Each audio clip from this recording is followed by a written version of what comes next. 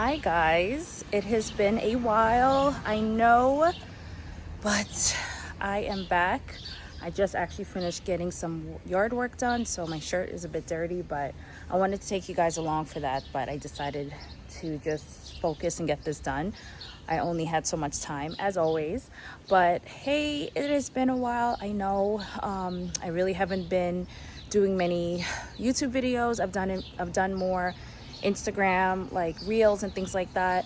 I don't know if you recall, but here on the Northeast in New York, there's this new bug called the spotted lanternfly, and I particularly hate that bug, especially when it begins to fly. So right now, those bugs are in their very small nymph stages, and I can tolerate them when they're that small. I can smush them, I can kill them, but when they become really big, I can't deal with it. So I pretty much disappear during the heavy summer months, like August, September. I really don't come into the garden very much, and my garden suffers.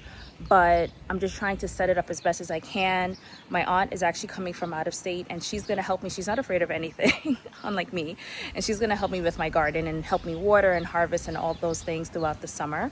But I just wanted to take you guys on a nice garden tour, kind of show you what the 2025 garden is looking like. Yeah, but if you are new here, welcome. If you are one of my subscribers, welcome back. I am so glad to see you. Let's get started. So this is the patio area. As you can see, I have something new. I have a green stalk. I bought that during one of green stalk's sales. I will put a code in the description box for you to purchase your own. That's $10 off your first order of $75. So I'm going to put that in there. It's a bit windy today, so I hope you can hear me. It is actually one of the better days we've had this week. It's been an entire heat wave here in New York and in a lot of states. And I'm glad that I'm off today to be able to do the work I need to do, because I am actually going out of state next week, Monday. Today is Thursday, and I don't have a lot of time. So I'm glad that today was tolerable. Either way, just to start, right over here, I have some more plants, and I'll get more into those tomato plants you see right here. These are volunteers.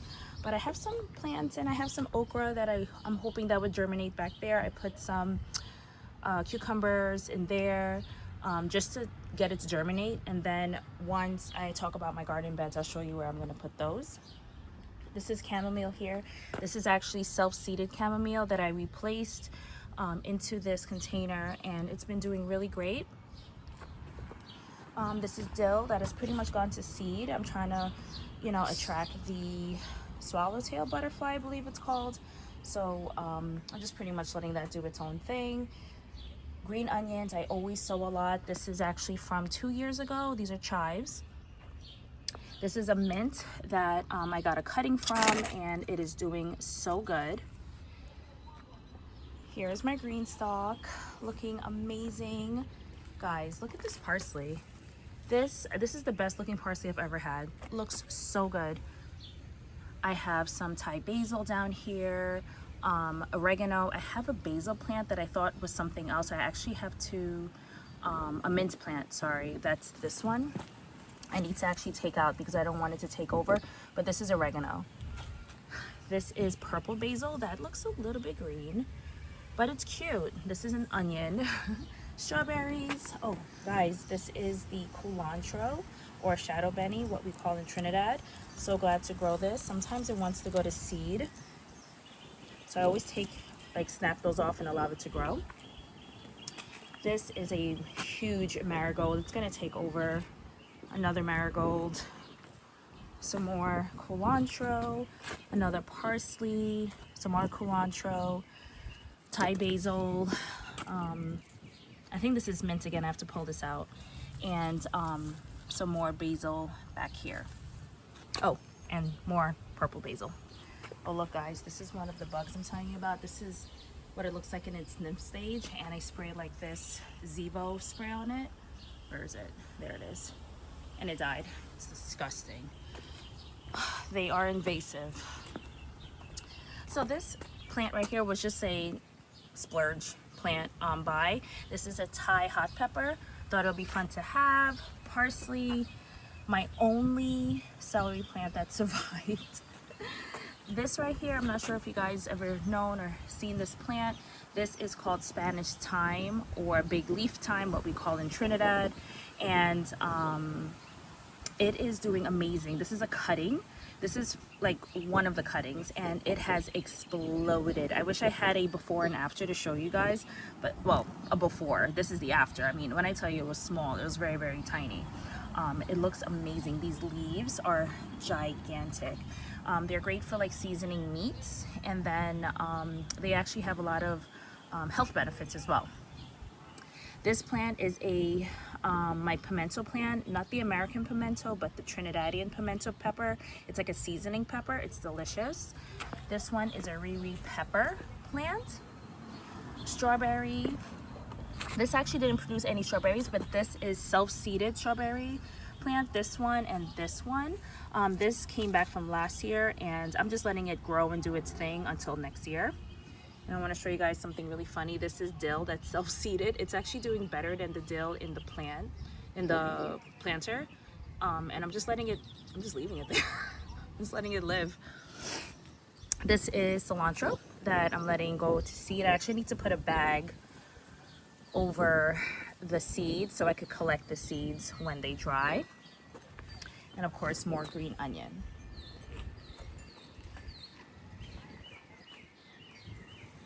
Okay, see, I just finished doing some work there. So this is the garden, guys.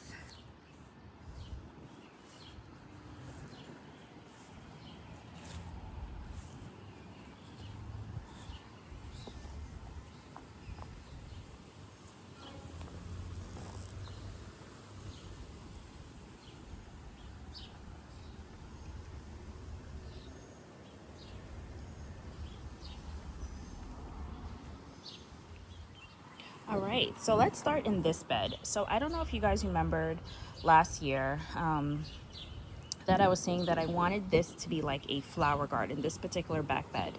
And this year I made it happen. I have self-seeded borage that came back. I have flowers that I saved, like my zinnias that I saved that I threw in here. I threw in 2 packets of just like wildflower mix and a zinnia mix.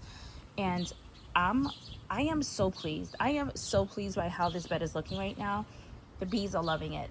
The pollinators are loving it. Like, I'm flipping out like how amazing everything is looking. Everything is looking so great. Let's look at the borage, right? Looking so good, right? Oh gosh. And I also planted bush beans back here. So if I pull it back, you guys should be able to find some baby beans. I actually have some beans that are looking pretty decent already. Bush beans all the way back here. So I actually might succession sow and put some more beans back there. You really can't see in this area where the trellis is. And I don't know if you guys remember, I did this trellis I think 2 years ago, but I had it in the back. This year I decided to put it in the beds, and I don't know why I didn't decide that before. It's looking so amazing. But I have long beans growing this way and then over on that bed. So I'll show you that in a minute. But guys, I have some parsley, I have some herbs in here. I kind of wanted to make it a chaos garden, somewhat of a herb garden, have some other stuff in there. I think next year I'm going to buy some more herbs and throw it in here and have like a little section of herbs, just, you know, that I can access to, because this is going to get wild and I am in love. So back here I have corn. As you can see, the tassels are growing up. I only have a few corn. I did do a combination of like a winter sowing method where I put it in a jug and then I planted it over, and then I actually put some seeds in the ground as well, because I just didn't know how the transplant process would have worked. And now I think I pretty much have a combo of what I self-seeded, like what I seeded, and what I like winter sowed. They're looking great. I hope to get corn this year. Crossing my fingers. I've been putting a lot of compost back there, fertilizing the ground, just trying to feed this corn as much as I can, because they are heavy feeders. But they're looking really. So the next bed I'm going to talk about just briefly, as you can see, this is garlic. This is about I think from my memory, 52 cloves of garlic that I planted, but I actually pulled um, three heads of garlic out with my son, and they were so tiny. I'm gonna try to remember to put a video of what that looks like, of what we pulled yesterday. And they were so small, but it made sense. They were small, like the garlic scapes that grew out of these hardneck garlic. So there's like these curly garlic scapes that come out. You have to pull them so that the bulb continues to grow and that the bulb doesn't think that it's done with its life cycle and goes to flower. And either way, so those garlic scapes were very tiny, the ones we took off. And then the other garlic scapes on like the bigger looking garlic here, they were a lot larger. So I expect larger cloves. Yeah, but I'm super excited. I'm so excited. So I'm actually gonna pull some more garlic for my friend. So when I go see her, she gets some homegrown garlic. But this is what it's looking like. So today is June 26th. So by the time I come back, it'll be like mid-July. And I'm gonna be pulling this garlic up. I want to actually keep some of the garlic in the ground, to be honest. And then I'm going to replace it with the okra that I'm trying to sprout, and I'm gonna grow the cucumbers back here as well, because last year the cucumbers went wild, right? I had no trellising and I had the best cucumber year ever. So even though like I potentially should have already had my garlic and my okra in the ground, they like the heat, and to be honest, the weather hasn't been that optimal. Like as I said, we had the heat wave, but that heat wave was like short-lived, and now we're cool. Today is like very cool. As I said, it's overcast, right? No sun, and as you see, it's breezy. So I'm like waiting for like the late July, August months for it to really take off. So that's my plan. That's my grand scheme. And usually deep into October, it's still pretty warm in New York. So I think I'll be okay. Alrighty, so here's the last bed. So this bed is a mishmash of different things, okay? So we have okra in the middle. This, oh my God, what am I saying? Not okra, eggplant. Eggplant in the middle. A lot of flowers, as you can see, they look so great. I think some of the flowers that were there dropped off and because of the heat, so let's see what happens. This eggplant is struggling and I don't know why, but I did a like a trellising method with 2 tomato cages type things, and I'm just gonna let them like balance in between as they are growing up instead of putting 1 tomato cage around 1 eggplant. It takes up too much space, but I'm gonna try it out this year. Towards the back, I did beets. These are onions, okay? So as you can see, one side looks a lot better than the other. I've lost some onions that I transplanted. I don't know what happened. And then some of the onions over here are actually getting thicker. I wouldn't say bulbing up. I can't even recall what variety I got. I thought I was gonna remember it. I don't know why I do that every year. I think I'm gonna remember the name of these things and I never do. I didn't even take a picture of the packet.